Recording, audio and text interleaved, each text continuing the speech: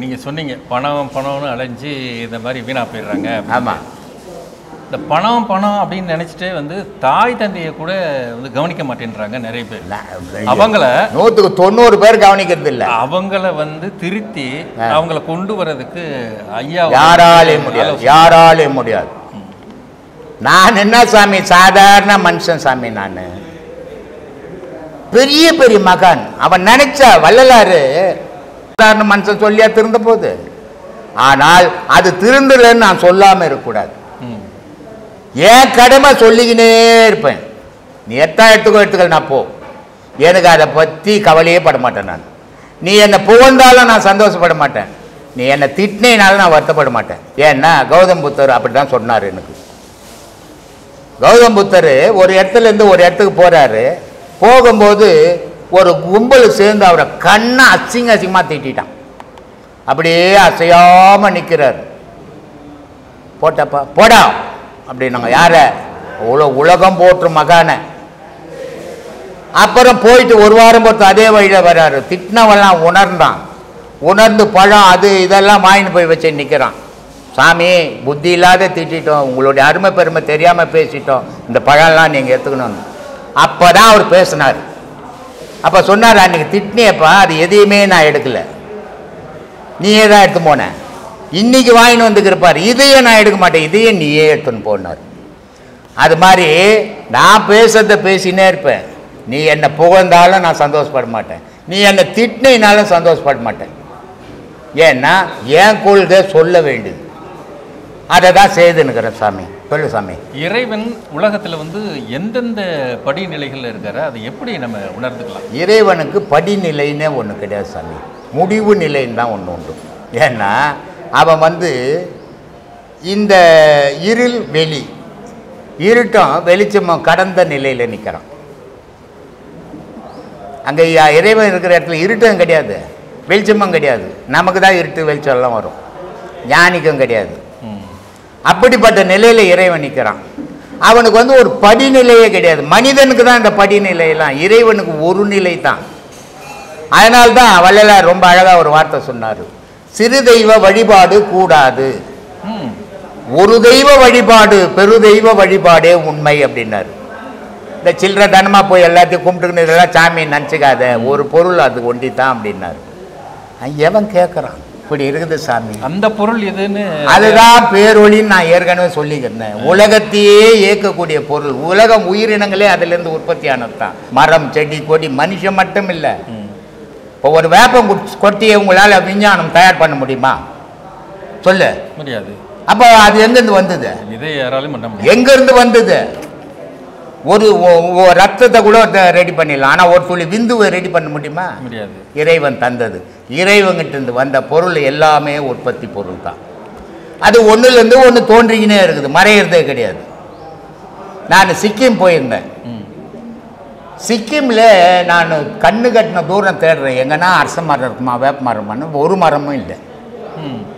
வேறு வேறு மரங்கள் இருக்குது, ஆனால் இந்த 2 மரம் மட்டும் என் கண்ணில் கிடைக்கல. அப்போது ஒவ்வொரு மண்ணுக்கு ஏற்ற மாதிரி இறைவன் தூவி இருக்கிறான். அந்தந்த மண்ணுக்கு ஏற்ற மாதிரி உயிரினங்கள் உற்பத்தி ஆகிப்போச்சு, அதில் எல்லாம் அடங்கும். அதனால் இறைவனுக்கு படிநிலையே கிடையாது. மனிதனுக்கு தான் 1ஆம் கிளாஸு 2ஆம் கிளாஸு 3ஆம் கிளாஸ் வச்சுக்கிற மாதிரி உன் நிலையை உயர்த்தணுமே தவிர இறைவன் நிலை உயர்ந்த நிலை, ஒரே நிலை.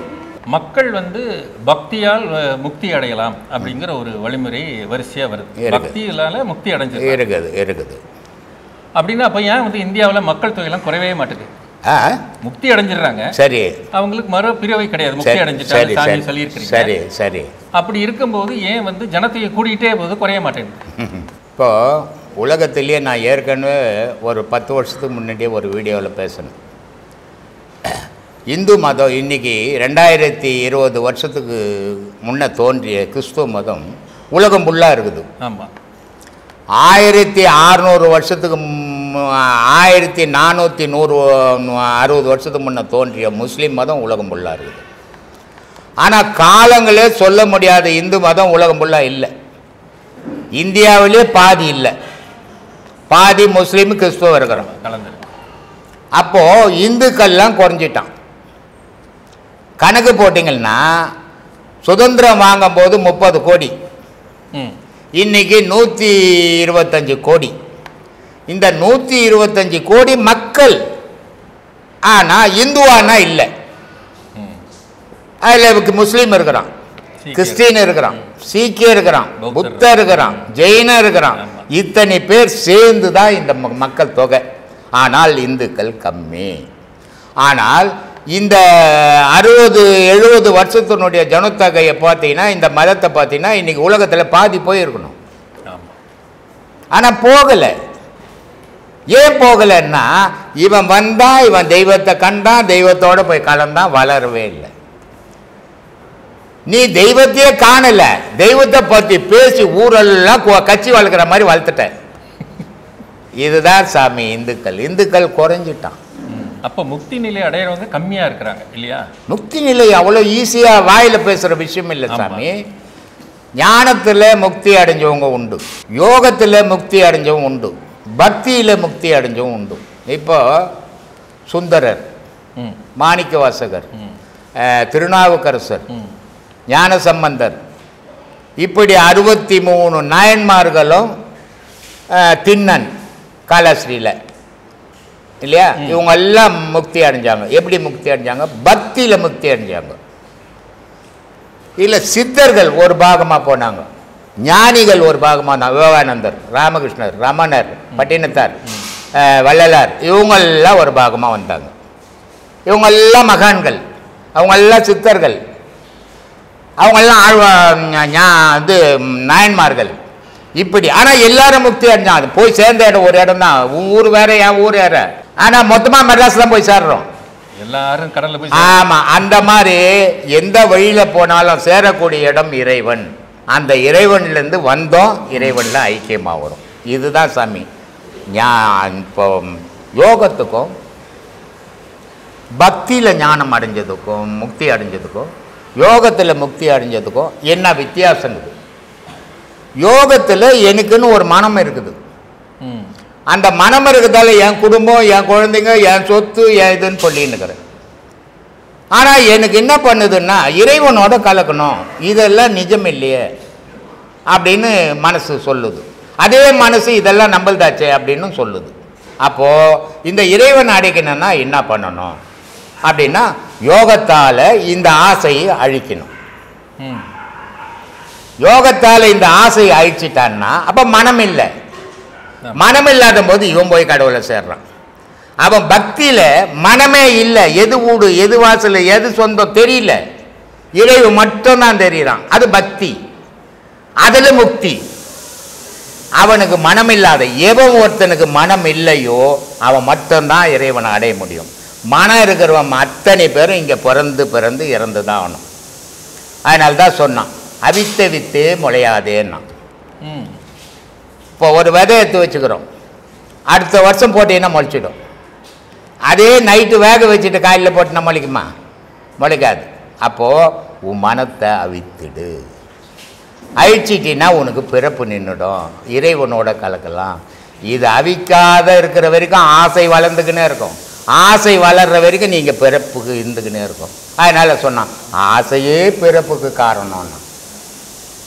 பிறப்பு எதால் உண்டாகுதுறான்னா ஆசையால் தாண்டா உண்டாகுதுன்ட்டான். ஆசை அழிச்சுட்டா பிறப்பே இல்லை. அப்போ ஆசை அழிக்கணும்னா ஒன்று யோகத்தில் போகணும், இல்லை மனமற்ற நிலை பக்தியில் போகணும். இப்படி எதில் போனாலும் இறைவனை அடையலாம் சாமி. இதுதான் ஞானம்.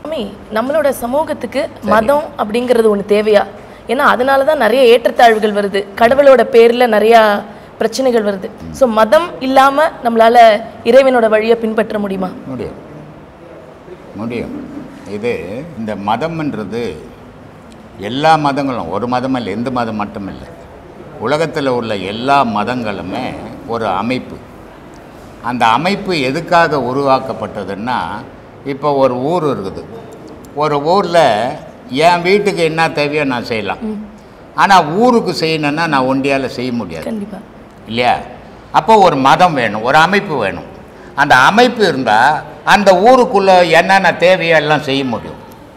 அப்போது ஒரு நாட்டுக்கே ஒரு அமைப்பு வேணும். அந்த அமைப்பு தான் இந்து மதம்ன்றது. ஆனால் எல்லா மதங்களுமே நல்ல நோக்கத்தோடு துவக்கப்பட்டது. மக்களுக்கு நன்மை செய்யறதுக்காகவே தான் மதம் துவங்கியது. ஆனால் இன்னைக்கு இருக்கிற மனுஷனுக்கு மதம் ஏறி போய் தீமையை செய்துன்னுக்கிறான். மதம் பேரை வச்சுக்கணும். மதம்ன்றது ஒரு அமைப்பு, அது மக்களுக்கு நன்மை செய்யறதுக்காக துவக்கப்பட்டது அது. ஆனால் இது கடவுளுக்கும் இந்த மதத்துக்கும் சம்பந்தமே கிடையாது. ஏன்னா கடவுளுக்கு எந்த மதமும் கிடையாது. இந்த மதம்ன்றது மனுஷன் வச்சுக்கிறது. மனுஷன் எதுக்காக வச்சான்னா ஒரு அமைப்பு வேணும், அமைப்பால் தான் எல்லாருக்கும் நல்லது செய்ய முடியும் அப்படின்றதுக்காக மதம் துவங்கணும். ஆனால் இன்னைக்கு அந்த மதத்தை வச்சுக்கின்னு பிழப்பு நடத்திக்கின்னு அதை தீமையை உருவாக்குறது எல்லா மதத்திலையும் உண்டு இன்னைக்கு. ஆனால் அது செய்யக்கூடாது. ஏன்னா ஒவ்வொரு மதத்திலையும் ஒவ்வொரு கடவுளை வச்சிருக்கிறாங்க. அந்த கடவுளுடைய பாதை புனிதமானதாக இருக்கணும். அப்போ அந்த மதத்தினுடைய பேரில் போகும்போது அந்த புனிதத்தை நோக்கி பயணம் பண்ணணும். மக்களுக்காக நம்மளால முடிஞ்ச தொண்டுகள் செய்யணும், நம்மளால முடிஞ்ச நன்மைகள் இந்த மதத்தினுடைய பேரில் செய்யணும் அப்படின்னு வச்சது அது. ஆனால் இன்னைக்கு மனிதன் அதை செய்யறதில்லை. மதத்தை வச்சு பிழைப்பு நடத்த ஆரம்பிச்சுட்டான். அதனால அது பல பேருக்கு வெறுப்பு வர ஆரம்பிச்சது. ஆனால் அதை திருத்திக்கினால் எந்த மதத்திலையும் குறைபாடே இருக்காது. எல்லா மதத்திலையும் நல்லவர்கள் இருக்கிறாங்க, எல்லா மதத்திலையும் தீயவனும் இருக்கிறான். ஒரு மதம்ன்றது இல்லை. இது இந்து மதம், கிறிஸ்துவ மதம், முஸ்லீம் மதம், புத்த மதம், ஜெயின மதம் அப்படி இல்லை. எல்லா மதத்திலையும் கெட்டவா இருக்கிறான், எல்லா மதத்திலையும் நல்லவங்க இருக்கிறாங்க. அந்த நல்லவங்களாலே தான் இன்றைக்கும் உலகத்துக்கு பல நன்மைகள் நடந்துக்கின்னு இருக்குது. ஆனால் அதுலேயும் இருந்து சில தீயர்கள் கெட்டதை செய்யும் போது மக்கள் பாதிக்கும் போது மன வெறுப்பு வருது. அது வரக்கூடாது. மதம் என்ற பேரில் நன்மையை செய்ய பழகுங்க, தீமையை விட்டுடுங்க. இதுதான் என்னுடைய அறிவுரைமா. ரொம்ப சிறப்பாக இருந்தது சுவாமி. இன்னொரு விஷயம், இப்போ மதம்ங்கிறது வந்து நம்மளால உண்டாக்கப்பட்டது. ஸோ அதே மாதிரி உருவ வழிபாடு அப்படிங்கிறது ஒன்று கண்டிப்பாக தேவையா இறைநிலை அடையிறதுக்கு? தேவை. ஏன் தேவைன்னா, இப்போ நீங்கள் ஒரு டாக்டர் படிக்கணும், சரி, இல்லை ஒரு இன்ஜினியர் படிக்கணும். ஒரு 5 வயசு குழந்தைய எடுத்து போய் நீ டாக்டர் படி, நீ இன்ஜினியர் படி, நான் படிக்குமா? முடியாது. ஏன் முடியாது? படிப்பு தானேம்மா, படித்தா என்ன? படிக்க முடியாது. ஏன்னா உயர உயர உயர இப்போ எழுத்தில் வித்தியாசங்கள் வரும். உயர உயர மூளை வளர வளர தான் அந்த படிப்பு புரியும். அதுக்காக இளமையில் எலிமெண்ட்ரி ஸ்கூல் வேணும். எலிமெண்ட்ரி ஸ்கூல் ஏன் வைக்கணும்? நேராக MBBS ஸ்கூல் வச்சுக்கலாமே, இல்லை இன்ஜினியரிங் ஸ்கூல் வச்சுக்கலாமே. வைக்க முடியாது, வச்சால் படிக்க முடியாது. அதனால் எலிமெண்ட்ரி ஸ்கூல் அவசியம். அதுக்கப்புறம் தான் காலேஜ் கதை. காலேஜுக்கு போனால் தான் வேலைக்கு போக முடியும், காலேஜுக்கு போகாத வேலைக்கு போக முடியாது. அதே மாதிரி கோவில் உருவ வழிபாடு இருந்தால் தான் பக்தி வரும், இல்லைன்னா வராது. அப்போ பக்தி அவசியம். முதல்ல இளமையில் அந்த குழந்தைக்கு எது கடவுள், ஒன்றும் இல்லாத ஒரு மைதானத்தை காட்டி கடவுள் அங்கே இருக்குது நான் ஒத்துக்குமா? ஒத்துக்காது. அப்போ ஒரு கோயிலை காட்டி ஒரு உருவத்தை காட்டி இது கடவுள், இதை நம்மளை விட உயர்ந்தது, இதை வழிபட்டால் நம்ம வாழ்க்கை நல்லா இருக்கும் அப்படின்னு அந்த பக்குவத்தை சொல்லி கொடுக்கும்போது தான் பக்தி வரும். பக்தி வந்தால் தான் யோகத்தில் போகும், யோகம் வந்தால் தான் ஞானத்துக்கு போகும். ஆரம்பத்தில் பக்தி இல்லாதவன் ஞானத்தில் போகவே முடியாது, எவனாலையும் போக முடியாது. ஏமாத்திக்கின்னு ஒன்றா இருக்கலாமே தவிர நிஜத்தில் போக முடியாது. அதனால் உருவ வழிபாடு அவசியம். ஒவ்வொன்றா தாண்டணும். நீ எப்படி elementary school, high school, college போனியோ அதே மாதிரி பக்தி யோகம் ஞானம்னு போனால்தான் முடிவு கிடைக்கும். இப்போ வந்து இந்து மதத்தை எடுத்துக்கிட்டிங்கன்னா நம்ம கிட்ட எக்கச்சக்கமான தெய்வங்கள் இருக்கு, தெய்வ உருவங்கள் வச்சு வழிபடுறோம். மற்ற மதங்களை கம்பேர் பண்றப்போ நம்ம இந்து மதத்துல நிறைய தெய்வங்கள் இருக்காங்க. ஸோ அது எந்த அளவில் நீங்க அதை எப்படி பாக்குறீங்க? இது சுதந்திரமான மதம். இந்து மதத்தில் இந்து சாமியா எல்லா நடிகரும், எல்லா நாடக நடிகரும், சினிமா நடிகரும் நடிக்கிறாங்க. யாருன்னா கேட்குறானா? கேட்குறதே கிடையாது. காரணம் என்னன்னா இது சுதந்திரம். நீ வந்து இன்னைக்கு செவ்வாய்க்கிழமை பாரிஸில் இருக்கிற அந்தோனியார் சாமியை கூட போய் கும்பிடலாம், இந்து தான் நீ கும்பிடுவேன். ஏன்னா கடவுள்னு யார் சொன்னாலும் வழிபடக்கூடிய மனோபாவம் இந்துக்களுக்கு உண்டு, மற்ற மதத்துக்கு கிடையாது. அப்போ செவ்வாய்க்கிழமை போயிட்டு நீ அந்தோனியார் கோயிலில் போயிட்டு மாலை வாங்கி போட்டு கும்பிடுவேன். நீ இந்து, ஆனா கிறிஸ்டின் கிடையாது. அதே நேரத்தில் வெள்ளிக்கிழமை உன் குழந்தைக்கு ஒரு உடம்பு சரியில்லை, ஈஸ்வரன் கோயிலுக்கு எடுத்துன்னு போய் ஐயர்கிட்ட மந்திரம் போட்டுன்னு சொல்ல மாட்டேன், மசூதிக்கு எடுத்துன்னு போய் ஊதுன்னு சொல்லுவேன். ஆனா இந்து நீ. எந்த கிறிஸ்துனாவது இந்து கோயிலுக்கு வருவானா சொல்லுங்க? காரணம் வரக்கூடாது, கட்டாயம். அது ஒரு மிலிட்ரி மாதிரி, அது இராணுவ கட்டுப்பாட்டில் இருக்கிற மாதிரி அந்த மதங்கள்லாம். இது சுதந்திர மதம். இது நீ இத்தனை சாமி இல்லை எனக்கு வேணா, நான் ஒரு புது சாமி செய்ய போகிறேன் அப்படின்னு நீ செய்து வச்சின்னா கூட உன்னை யாரும் கேட்க மாட்டான். அதிலெல்லாம் அப்படி செய்ய முடியாது. இருக்கிறத மட்டும்தான் வழிபடணும். இருக்கிற வேத நூல் மட்டும்தான் படிக்கணும். வேறு வேத நூல் நீ தனியாக தயார் பண்ணி படிக்க முடியாது. இதில் நீ தனியாக தயார் பண்ணி படிக்கலாம். இது ஒரு சுதந்திரமான மதம். அதனால் அவன் மனசுக்கு எது எது பிடிச்சதோ அதெல்லாம் பேர் வச்சுக்கணும். இப்போ உனக்கு 4 பொம்பளை பசங்க இருக்குது, 4 பொம்பளை பசங்களுக்கும் ஒரே மாதிரி பேர் பார்வதி பார்வதி பார்வதின்னு வச்சுக்கலாம். ஆனால் 4 பொண்ணு தானே. ஆனால் வச்சுக்கிறது இல்லை. நீ ஒன்றுக்கு பார்வதின்னு வைக்கிற, ஒன்றுக்கு சுந்தரின்னு வைக்கிற, ஒன்றுக்கு இந்திரின்னு வைக்கிற. அந்த மாதிரி அவன் மனசுக்கு பிடிச்ச மாதிரி இந்து மதத்தில் கடவுளை வர்ணித்து வச்சுக்கணும். ஆனால் கடவுள் ஒன்று தான். இந்து மதமாக இருந்தாலும் கிறிஸ்துவ மதமாக இருந்தாலும் கிறிஸ்துவ மதமாக இருந்தாலும் எல்லா மதத்துகளும் இறைவன் ஒருவனே. அவன் பேரொளியானவன். அவனுக்கு பேர் கிடையாது, மதம் கிடையாது, இனம் கிடையாது, மொழி கிடையாது. அவன் தான் கடவுள், மீதியெல்லாம் கற்பனை. இப்போ வந்து நம்ம தெய்வ வழிபாடுப்போ உருவத்துக்கு வந்து எக்கச்சக்கமான அபிஷேகம் பண்றோம், பட்டாடை அணிவிக்கிறோம், ஆடை அணிகலன் எல்லாம் பண்ணி எக்கச்சக்கமா செலவு பண்றோம். சோ அந்த செலவை கம்மி பண்ணி அதுக்கு கோவில் வாசல்லயே நிறைய பேர் சாப்பாட்டுக்கு கூட வழி இல்லாம இருக்காங்க. சோ இங்க செலவு பண்றது வந்து அங்க கொடுத்தா மக்களுக்கு கண்ணு முன்னாடி தெரியுற மக்களுக்கு வம்பு வரும் தெரியுமா? அது இப்போ பேட்டி எடுக்க தானே நீ வந்த, அந்த அம்மா என்ன போட்டுன்னு வந்துக்கிறாங்க? சாதாரண புடவை கட்டின்னு வந்துக்கிறாங்க. ஒரு 150 ரூபாய் 200 ரூபாய் இருக்கும். நீ எவ்வளோ 30,000 ரூபாய் புடவை கட்டின்னு வந்துக்கிற. நீயும் பெண் தான், அவங்களும் பெண் தான். ஏன் கட்டின்னு வந்த வித்தியாசம் காட்டின? உன் மனம் இதை விரும்புது, அவங்க மனம் அதை விரும்புது.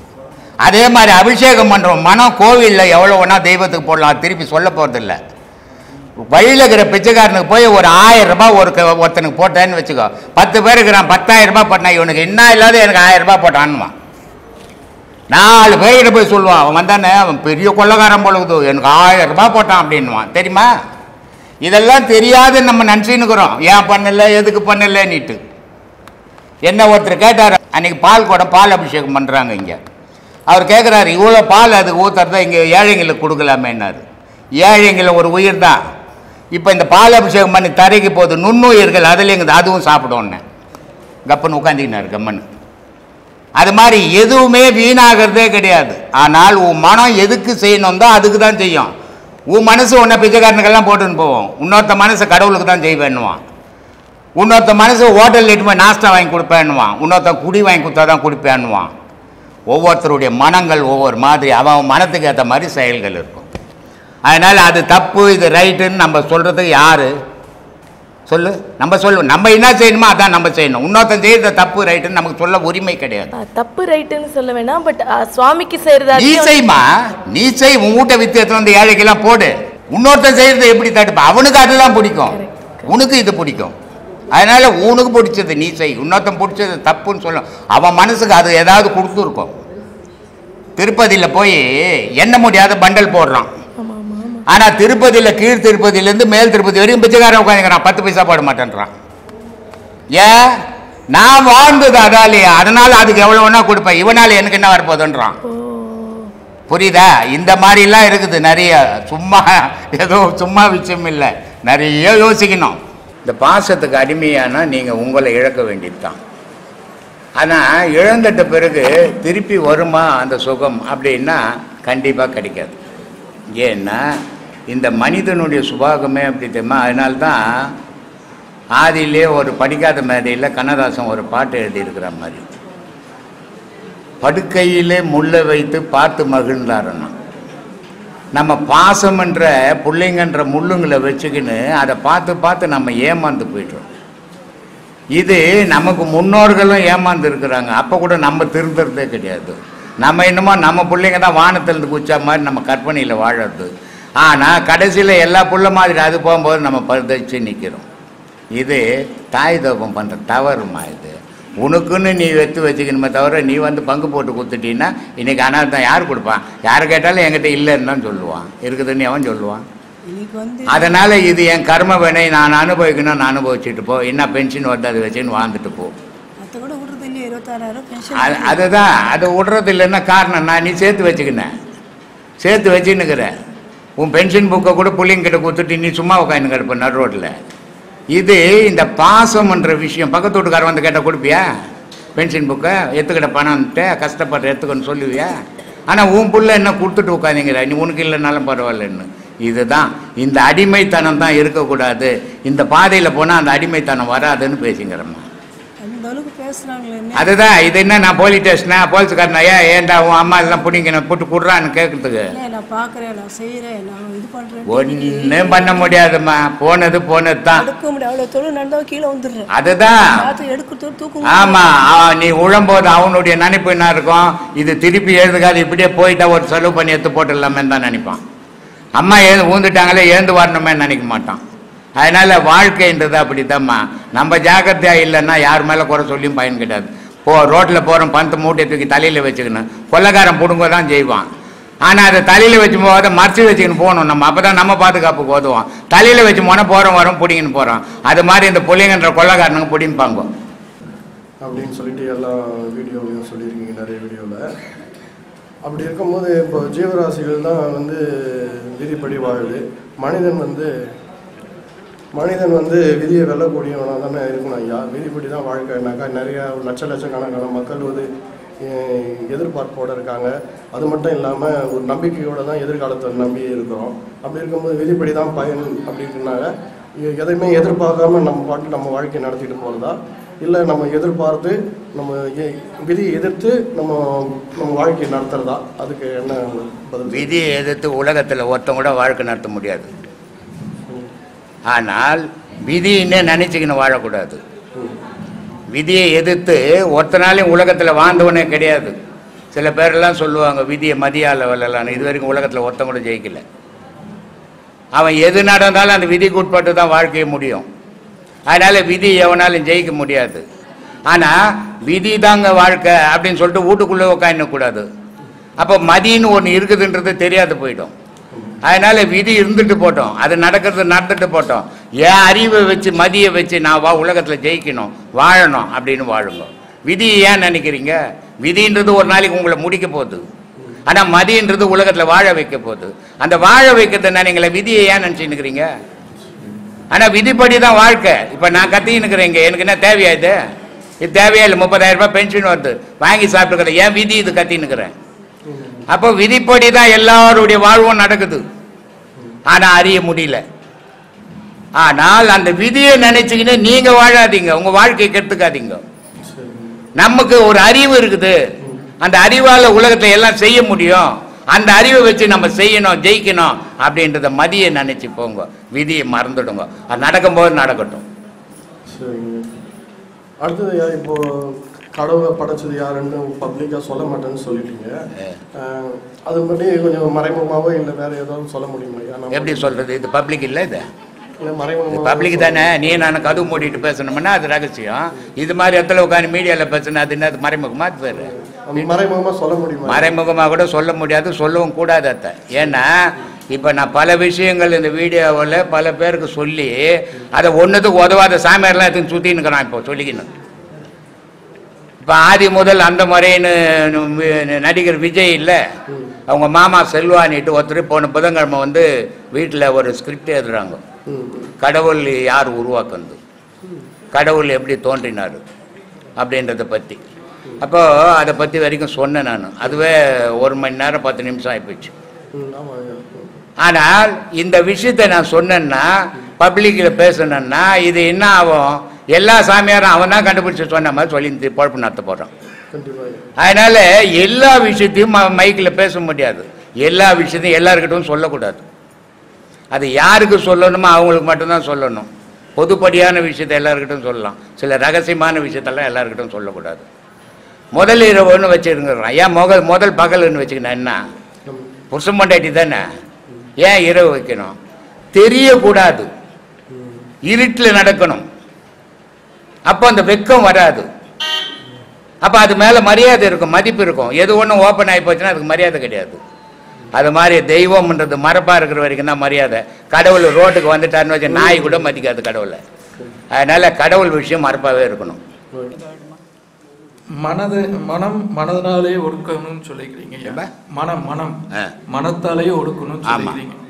இந்த மனம் தான் எல்லாத்துக்கும் காரணமாங்க ஐயா. எல்லா உலக விஷயத்துக்கு மனுஷன் சொல்றதே மனசால தான். இல்லைன்னா மனுஷன் என்ன பண்ணிருப்பான், ஒரு ஜீவன் இருப்பான். இல்லை, இந்த மனம் தான் எல்லாத்துக்குமே ஒரு பெரிய மனுஷன்ற ஒரு பேரு அதால் தான் உனக்கு. இல்லைன்னா நீ மற்ற உயிரினங்கள் இருக்கிற மாதிரி நீ ஒரு உயிரினம் தானே. என்ன வித்தியாசம் உனக்கு அதுக்கும்? அதுவும் செத்து போது நீயும் செத்து போற, அதுவும் வாழது நீயும் வாழ போற. உனக்கு அதுக்கு என்ன வித்தியாசங்குது? நீ ஒரு ஜீவன் தான். ஆனா ஒரே ஒரு வித்தியாசங்குது அதுக்கும் உனக்கும். நீ ஒவ்வொரு காலகட்டத்தில் மாறுற. அது பிறந்ததுலேருந்து சாகிற வரைக்கும் ஒரே மாதிரி இருக்குது. அது ஒரே மாதிரி இருக்கிறதால அதுக்கு பேர் ஜீவன். நீ மாறுறதால உனக்கு பேர் மனுஷன் இல்லையா? ஒரு புலிக்குட்டி பிறந்ததுன்னா சாகும் போது கூட புலி தான். பூனைக்குட்டி பிறந்ததுன்னா சாகும் போது கூட பூனைக்குட்டி தான். ஆனால் உனக்கு அப்படி இல்லையா? உனக்கு பல பேர் இருக்குதா? பிறந்த உடனே உன்னை குழந்தைன்றான், கொஞ்சம் வளர்ந்த உடனே வாலிபன்றான், இன்னும் கொஞ்சம் போன உடனே முதியவர்ன்றான், அப்புறம் கொஞ்சம் போனால் போனண்டான்றான். இத்தனை பேர் வேறு எந்த உலகத்தில் எந்த ஜீவராசிக்கும் இல்லையா? அதனால தான் உனக்கு மனுஷன்னு பேர் வச்சுக்குது. இப்போ கடவுளை எதுக்குங்க எவ்வளோ ஜீவராசிகள் பிறக்க வைக்கணும்? எதுவுமே இல்லைன்னா நீ இருக்க முடியாது. உன்னை ஏன் படிக்கணும் அந்த உலகத்தில்? என்ன நீ சாதிச்சுட்ட? ஒன்றும் சாதிக்கல. நீ ஒரு அப்பா அம்மா வயிற்றுல பிறந்த, நீ ஒரு பொண்டாட்டி கட்டின, நீ 4 புள்ள பத்துக்கினா வாழ்ந்துட்டு செத்து போற. உன்னால என்ன இந்த உலகத்துக்கு நன்மை? என்ன சாதிச்ச நீ இந்த வரைக்கும் இந்த உலகத்தில்? ஒன்றுமே சாதிக்கல. ஆனால் இந்த உலகத்தில் நீ இல்லைன்னா இன்னொரு உயிரினம் இருக்காது. இன்னொரு உயிரினம் இல்லைன்னா நீ இருக்க முடியாது. அதனுடைய தொண்டை இந்த உலகத்துக்கு என்ன தேவையெல்லாம் செய்துங்குது. ஆனால் அதுக்கு தெரியாம செய்து, ஆனால் நீ தெரிஞ்சு செய்ய மாட்டேன்ற. பறவை இனம்னு ஒன்று இல்லைன்னா விருட்சங்களே வராது இல்லையா? அப்போ ஒவ்வொரு ஜீவராசியும் அதனுடைய தொண்டுக்களை செய்துக்கிட்டாங்க, தெரியாம செய்து. ஆனா எல்லாம் தெரிஞ்சு நீ மட்டும்தான் உலகத்துல செய்யறதே கிடையாது. உன் சுயநலத்திலேயே வாழற நீ ஒண்டி மனுஷன் ஒண்டி தான். என்ன சாதிச்ச இந்த உலகத்தில் இது வரைக்கும்? என்ன செய்துக்கிற இந்த உலக நன்மை? நீ சாக போறிய ஒரு நாள், அந்த சாகத்துக்குள்ள இந்த உலகத்துல என்ன சாதிச்ச? ஒன்னே சாதிக்கல. ஒரு பொண்ணை ஊரா மட்டும் பொண்ணை கட்டிக்கின்னு 2 புள்ளைய பத்தி அதுவும் சாதனை. பண்ணி கொடுத்தா 10 குட்டி போறது உன்னை விட சாதிக்குது அது. அப்ப நீ சாதிச்சது என்ன சாதனை? ஒரு சாதனையும் கிடையாது. ஒரு ஆணும் பெண்ணும் புணரல் பண்றது எல்லா உயிரினத்துக்கும் இயற்கை. அது அதையெல்லாம் கடந்து, ஒரு குடும்பத்தை கடந்து, ஒரு வாசலை கடந்து, உன் பாசத்தை கடந்து நீ இந்த உலகத்துக்கு என்ன செய்த? வாழ்ந்துட்டு வந்து போறதுக்கு என்ன அடையாளம் சொல்லு? நான் ஒரு வீட்டில் மாடு மேய்ச்சி நின்றேன். ஒரு பொடி சாப்பாட்டுக்கு தாளம் போட்டுக்கிட்டு நின்றேன். மாடு மேய்ச்சாதான் எனக்கு சாப்பாடு, படுக்க இடம் கிடையாது. அப்படி வாழ்ந்துன்னு இருந்து இன்னைக்கு உலக மக்கள் எல்லாம் வாழறதுக்காக இவ்வளவு பண்ணி வச்சுக்கிறேன். இது யாருமே என் பேரோ இல்லை என் பொண்டாட்டி பேரோ என் பிள்ளைங்க பேரோ எதுலையுமே கிடையாது. அப்ப நான் மறைஞ்சாலும் இது யாருக்கும் உரிமை கிடையாது, பொதுமக்களுக்கு உரிமை. இந்த மாதிரி சாதனை நீ என்ன சாதிச்ச சொல்லு? வசதியா பிறந்து வசதியா வாழ்ந்து ஒண்ணுமே சாதிக்கலையா? அப்ப நீ இருந்தா போனா ஒண்ணுதானேயா? அதனால எல்லா உயிரினமும் இந்த உலகத்துக்கு என்ன தொண்டு செய்யணுமோ செய்துனே இருக்குது. ஒரு மீனுன்னு கடலில் உருவாகலைன்னா உணவு பிரிச்சு மீனுன்ட்டு இங்கே எவனும் சாப்பிட முடியாது. எல்லாமே அதுக்கு தொண்டு செய்துக்கினே தாங்குது. ஆனால் தெரியாமையே செய்துங்குது. மனுஷன் தெரிஞ்சே செய்ய மாட்டேங்குது. ராசிகளுக்கோ மனிதர்களுக்கோ உணவோ ஏதோ உபகாரியங்கள் நல்லது செஞ்சாலே பாவ புண்ணியங்கள் நம்மளுக்கு இதாகுமா? புண்ணியங்கள் சேருமா? புண்ணியங்கள் சேரணும் அப்படின்னு ஜீவராசி கொடுத்தாவே பாவம் சேர்ந்துடும். என்ன சில பேர் கேட்பாங்க, இங்கே சாமி எனக்கு வீசிங் இருக்குது, நான் வந்தால் இங்கே சரியாக போயிட்டுமா? சரியாக போகுது, ஹாஸ்பிட்டலில் போய் பாருன்னுவேன். ஆனால் சரியாக போவோம். ஆனால் அவன் அதை எதிர்பார்த்து வரான், கடவுளை தேடணும்னு வரல அவன். நீ புண்ணியம் கிடைக்குமான்னு இன்னொருத்தனுக்கு சோறு போடுற, அவன் பசிக்கு போடுறோன்னு நினைக்கல நீ. அப்போ உனக்கு பாவம் தான் சேரும். எதை கொடுத்தாலுமே எதிர்பார்க்க கூடாது, அதுதான் புண்ணியம். நான் ஒன்று கொடுக்குறேன், நான் சோறை கொடுத்தேன் எனக்கு புண்ணியத்தை கொடுன்னு கேட்டீங்கன்னா அது கடன். அது எப்படி பொது தொண்டாகும்? இந்த எண்ணம் வளர்றதே தவறு. நான் இருக்குதுப்பா, என்னால் முடிஞ்சதை கொடுக்குறேன்ப்பா, இப்படி வாழ்ந்தால் அது பேர் தர்மம். அப்ப நான் செய்யறது யாருக்கும் சொல்லக்கூடாது, யாருக்கும் சொல்லக்கூடாது, அதை பிரதிபலனை எதிர்பார்க்க கூடாது. அதுதான் தர்மம். இப்போ கர்ணன் ஒரு சாதாரண தேரோட்டியினுடைய புள்ள, அவன் மன்னனுடைய புள்ள, அது அப்புறம் சூரியனுடைய புள்ள, அது அப்புறம். ஆனால் அவன் வளர்ந்த இடம் சாதாரண ஒரு தேரோட்டி. அப்போ அந்த தேரோட்டிக்கு எல்லாவித திறமையும் இருக்குது. அவனுக்கு மற்றவனுக்கு இல்லாத சிறப்புகள்லாம் இருக்குது. அவனுக்கு மற்ற வீரர்களுக்கு, அர்ஜுனனுக்கோ பீமனுக்கோ இல்லை துரியோதனுக்கோ யாருக்குமே இல்லாத சிறப்புகள்லாம் கர்ணனுக்கு உண்டு. ஆனால் அவனுக்கு கர்ணனுக்கு அவ்வளோ சிறப்புகள் இருந்தோம், அவன் வாழ்க்கை இழிவான வாழ்க்கையாக போச்சு. அவனை யாருமே ஒரு வீரன், ஒரு மனுஷனை ஏற்றுக்க மாட்டேன்றான். அந்த ஏற்றுக்கிறதுக்காக உலகத்தில் அவன் போராடுறான். போராடும் போது பல போட்டிகளில் அவன் கலந்துக்க வேண்டியது வருது. கலந்துக்கும் போது தான் துரியோதனை பார்த்து, இப்படிப்பட்ட ஆள் தாண்டா நமக்கு ஒருத்தன் ஓணும் அப்படின்னு சொல்லிட்டு அவனுக்கு ஒரு நாட்டை எழுதி வச்சு அவனை மன்னன் ஆக்குறான். ஆனால் நான் இவன் இல்லாத கஷ்டப்பட்டான். இவனுக்கு ஒரு மரியாதை கிடையாது, இவன் ஒரு வீரன்றதுக்கு ஒரு சாட்சியே கிடையாது. ஆனால் இன்னைக்கு ஒரு நாட்டினுடைய மன்னன். அப்போ இவன் என்ன பண்ணணும்? தன்னை பாதுகாத்துக்கணும். பல நாடுகளையும் பிடிச்சி ஏன்னா இவனை ஜெயிக்கவே முடியாது கர்ணனை. அப்போ பல நாடுகளை பிடிச்சி இவன் பேரரசரை மாறி இருக்கலாம். ஆனால் மாறலை. யாரோ கொடுத்தான், அதை கூட தான தர்மம் பண்ணுறான். அதுதான் தர்மம். அதனால தான் நான் சொல்கிறது, உலகத்தில் ஒருத்தன் கர்ணனுக்கு ஈக்குவலான தர்மவான் இன்னும் பிறக்கவே இல்லை. ஏன்னா நான் வறுமையில் இருந்தேன். நான் வறுமை, பசி, எனக்கு கொடுமை தெரியும். அப்போ நான் என்ன பண்ணணும்? இப்போ இன்னைக்கு எனக்கு வசதி இருக்குது, நான் 10 பேருக்கு பசி இருக்குன்ட்டு போடணும். அதுதான் தர்மம். நேற்று நான் பசியில் அவஸ்தைப்படும் போது எனக்கு யாரும் கொடுக்கலையா, அதனால் நான் இன்னைக்கு யாரும் கொடுக்க மாட்டேன்னா, உன்னை விட உலகத்தில் மோசமானவன் யாரும் கிடையாது. வாழ்க்கையை அது மாதிரி பகுத்து பார்த்து வாழணும். அதுதான் வாழ்க்கை.